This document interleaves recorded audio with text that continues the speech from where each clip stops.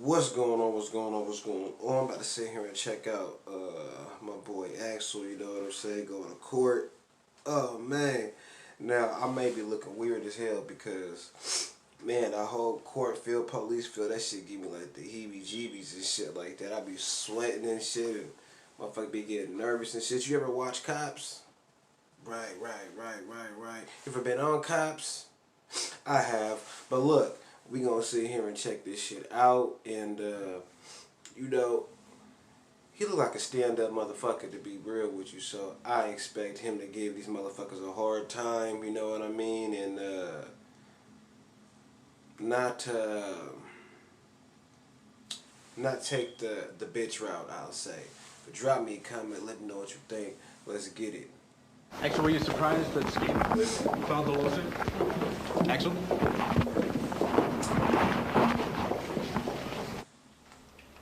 In 1989, did you do a four-concert set in Los Angeles Coliseum opening for the Rolling Stones? Yes, we did. I want to talk to you a little bit about some problems about drug use and drug problems up to and including that time. Is it fair to state that drug use, and when I mean by drugs, I mean hard drugs such as cocaine and heroin, were fairly common in Guns N' Roses almost from its inception? Section on vague and ambiguous cause for conclusion. Proceed. Were any of, expect that, within a month or two of the time that Guns N' Roses formed, were you aware of any of its members doing drugs? Yes. Who?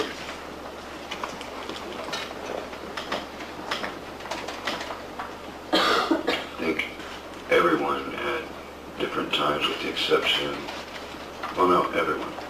Okay. What kind of drugs, strike that, and when you say everyone, you witnessed everyone doing drugs. Is that correct? Yes. What kind of drugs did Duff use?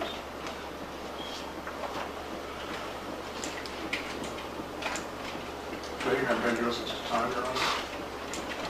All right, would you specify the time, please? During the, well, let's broaden it out and then we'll narrow it down. During the period of time between the formation of the band and March of 1990, what kind of drugs, if any, did Duff use?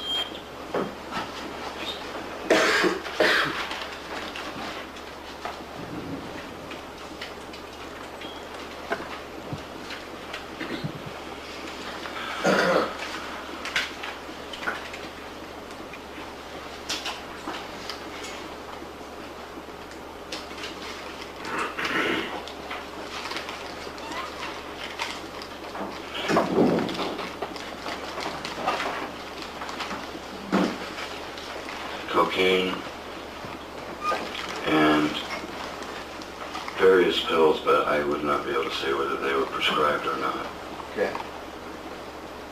When did you first see Duff using cocaine? Objection, Your Honor. This is cumulative. It's Section 352. Well, it does appear to be cumulative as far as, Well, I can withdraw this question and move on, Your Honor. all right. Court keeps its already well established. Well, you want to punch his ass out. Did you have any problems during the Appetite for Destruction tour with any of your band members getting in trouble because of their drug use? Section vague and ambiguous. What rule you may answer? Not that I remember. Was Izzy arrested for heroin during the Appetite tour? Objection. It's cumulative. Section 352. Join. Also lack foundation. What rule you may answer? I don't believe it was during touring.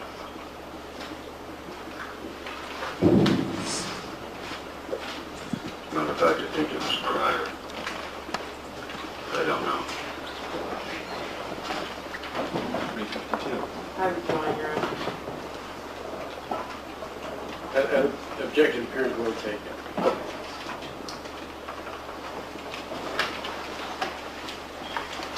Is it fair to state, because I want to talk about your reaction to it, is it fair to state that 4 members of the band during the course of its existence partook in heroin in varying amounts.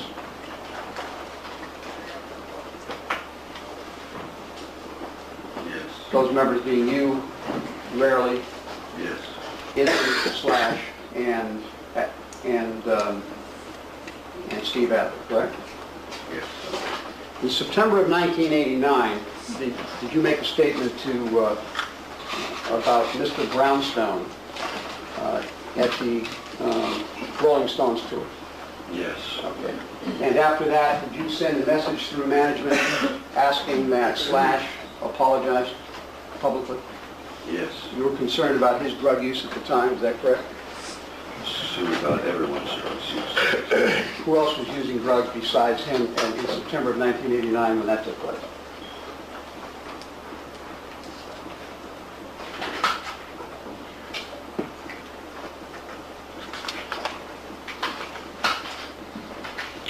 It appeared to me that the band was a wreck. Meaning that everyone had some form of substance abuse. And that's was your reason for making that statement in public, to shock everybody into doing something about it, correct? Yes, that, and I was sick of it.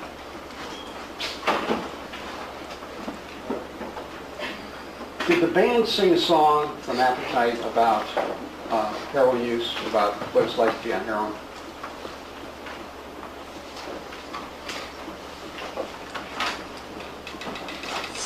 I shouldn't have said did the band sing a song. Did the band do a song about that? It's a song about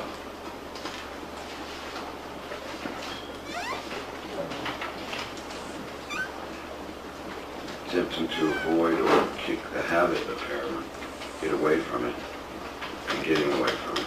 Okay. Called Mr. Brownstone. Was it talking about trying to get away from the habit or doing it or trying to get away from the habit while on tour? While doing performances?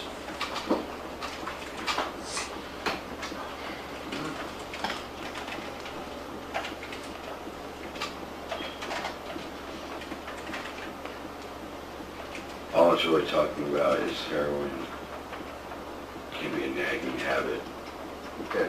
and being annoyed at the nagginess of that habit. Does one of the verses of the song start with the words, "The show usually starts around 7, we go on stage about 9, get on the bus about 11, sipping a drink and feeling fine"? Is that one of the verses of the song? Yes, it is. Okay. And the chorus goes, "We've been dancing with Mr. Brownstone, he's been knocking, he won't leave me alone." Yes. Okay. Mr. Brownstone, You're going to have the witness humming it. pardon? He could probably do much more justice to it than I, Your Honor. Okay. Mr. Brownstone is heroin, correct? Yes, Yeah, or I any, can. Okay. any substance. I mean, it could be TV. I look at it in any way possible like that. Well, the song goes on to say, "I used to do a little, but a little wouldn't do, so the little gets more and more." That referred to drug abuse, didn't it? As I said, I think it refers to any form of substance abuse or emotional repressant. That's how I look at the song and always have. Nice. It's like, in its simplest terms, you can look at it as heroin, or you can do what you want with the song. I got you. Where'd you pick up the word brownstone? Is that a word you made up, or No, what is it? Izzy. And what is the word brownstone?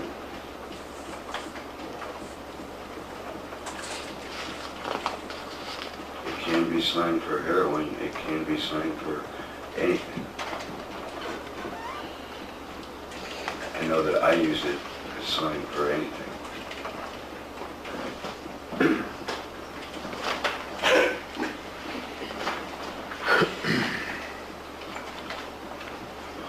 I'd like to talk to you a little bit about some things that took place after March of 1990, and I'd like to take you back to March of 1990. We've had somebody else already tell us about it, but you may have a different recollection of it.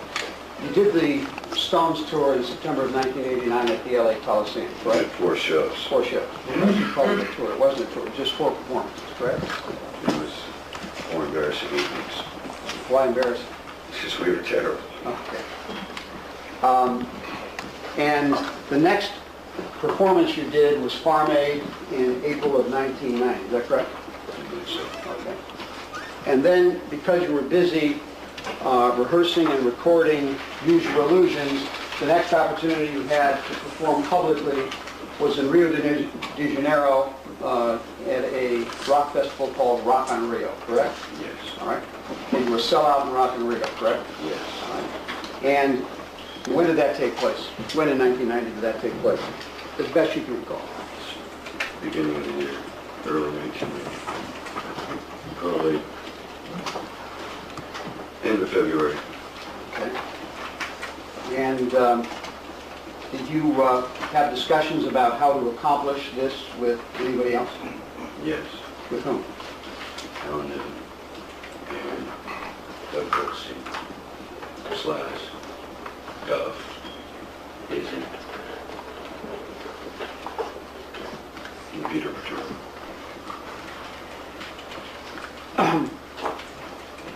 And do you remember these conversations all distinctly, or are they basically, in your mind, one conversation in which you were saying the same things? I don't remember it very distinctly.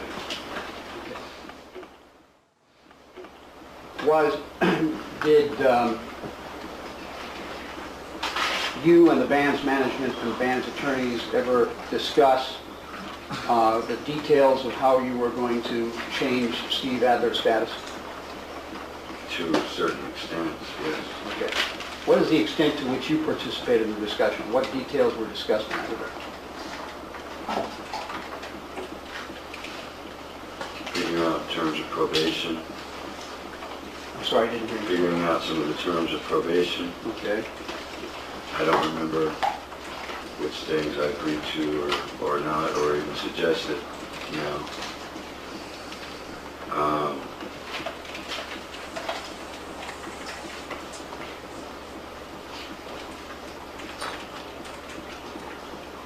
And that if he couldn't get off drugs, he was gone.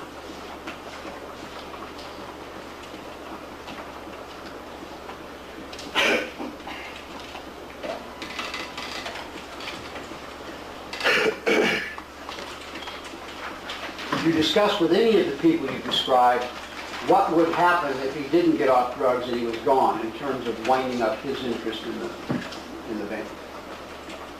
No, as I stated in my deposition, I figure all of that would be negotiated at some point. So, had you given any thought as of the time, like you signed an agreement called the March 28th agreement, didn't you? Yes. Okay, and that's Exhibit 2, I think it's one of the documents before you. Do you need to look at it to know what I'm talking about, or? I can find it for you. Depends on the substance.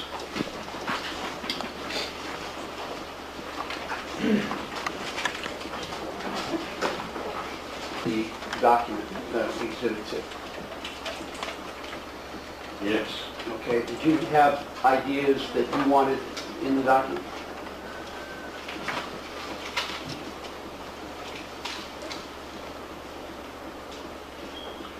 I wanted the members, Guns N' Roses, myself included, to be protected by the document. Okay. Protected against what? Situations such as today. Didn't work. Well, you want to, excuse me, Dr. Goldsberg, this is legal thing. I'm sorry, Your Honor, withdrawn. And we don't know that one yet. Well said. Put it quite literally, the jury isn't in on that one yet. You said you wanted to be protected. Did you sit down with Mr. Niven at any time and go over any draft of the agreement? I don't remember sitting down. There may have been some over the phone. There actually may have been one time in my condominium sitting down, but I don't actually recall it. You remember going over any draft of the document before the document was presented to Steve for signature? clarification, counsel, reading it himself or discussing it with somebody else? I do.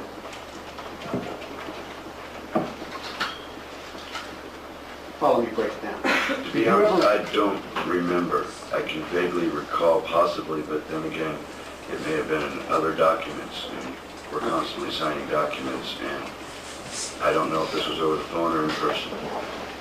You say you're constantly signing documents, and you've got recording agreements and producers agreements and Yes. and agreements like that. But what's your habit and custom when you have to sign a document such as a recording agreement for that sort of thing? You sit down and read it through cover to cover? Depending on the document. Okay. Did you sit down and read Exhibit 2 cover to cover before you signed it? I don't remember. Okay.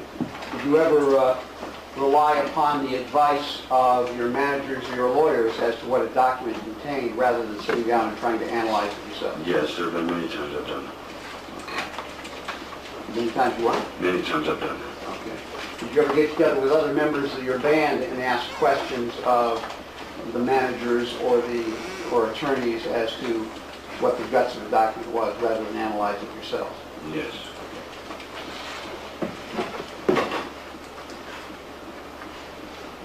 Do you have any recollection of suggesting any language for Exhibit 2?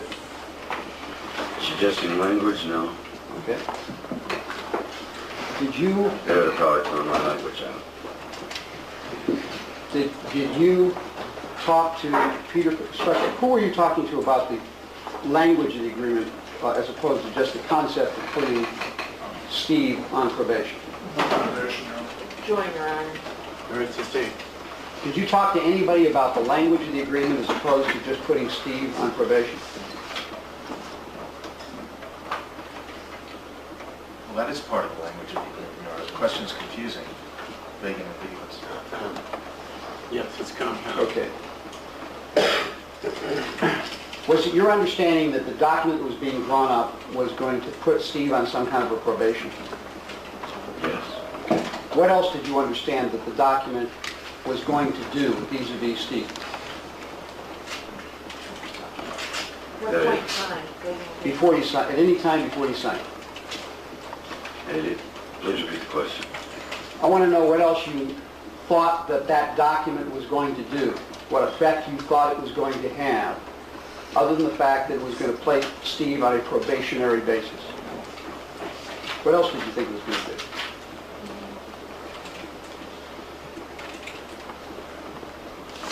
Well, if he didn't meet the requirements of the probation, that it was going to remove him from Guns N' Roses. Okay.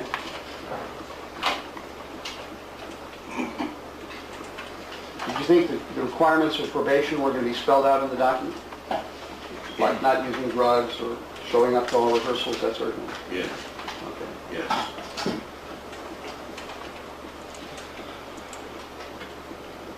Was it your understanding that that agreement would say something about drugs and not using them? Yes. Was that your understanding when you signed the document? Objects being vague and ambiguous. When you signed the document, did you believe the document contained something about drugs and not using them?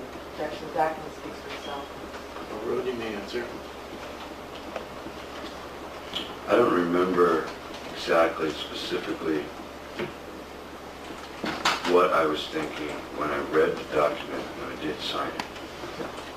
Did you read the document? Do you remember now that you did read the I document? know that I read it. What? I know that I read it. I don't remember necessarily what I thought while I was reading it. Did you ever have any conversations with anybody before March 28th about how you would go about buying out Steve or terminating his interest and his relationship with the band if probation didn't work out? Structured compound. Join.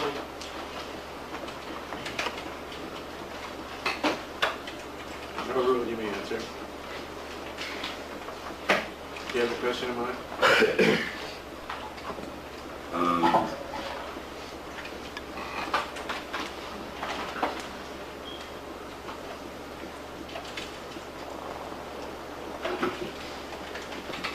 No, I was never trying to figure out how to buy him out. Okay. You knew that the agreement was going to place Steve on probation, correct? Yes. and that during that probationary period, he wouldn't have the status of partner anymore, correct? He'd just be an employee? Correct. You knew the agreement had a provision by which if he could satisfactorily satisfy the conditions of probation, that is, operate to your satisfaction, he could be reinstated as a partner, correct? Yes. Okay, now, you knew, however, that the possibility existed that he might not be able to get off drugs and that if he didn't, he was going to flunk out and he'd be gone, correct? Yes. Okay, now, did you sit down with anybody? Oh, sorry, I say sit down generically. Did you talk to anybody, either management or other band members or lawyers, about, look, what happens if he does flunk out and it ends? What are we going to owe this guy, and how are we going to pay it? Well, you want to, the questions compound, and managers or lawyers, I would request counsel. Overruled, you can do that depending on the answer. The witness may answer.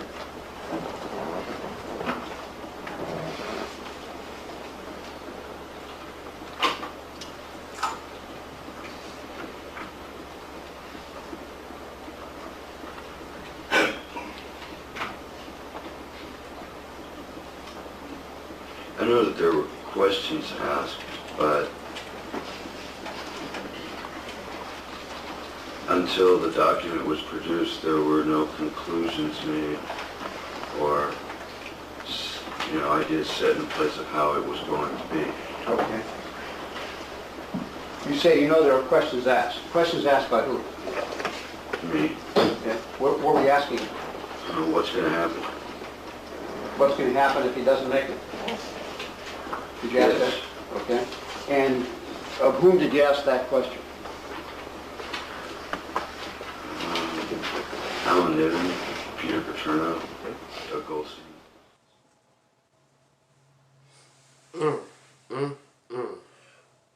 That shit was tough watching that shit. That shit was. You know he just wanted to cuss the motherfucker out so bad. You know what I mean? So bad. But man, damn. But yeah, you can't read no Mr. Brownstone lyrics in no courtroom. You finna have a motherfucker go take a smoke break. You out your motherfucking mind. But shout out to Guns N' Roses though. See they got had a little dilemma and whatnot. But that's some crazy shit to see, a little bit of the behind the scenes shit. You know, you got the stage and you got the legal side, and you see where that shit ends up in the motherfucking courtroom. But yeah, I'm gonna have to dive into some more of that right there. Drop me a comment, let me know what you think.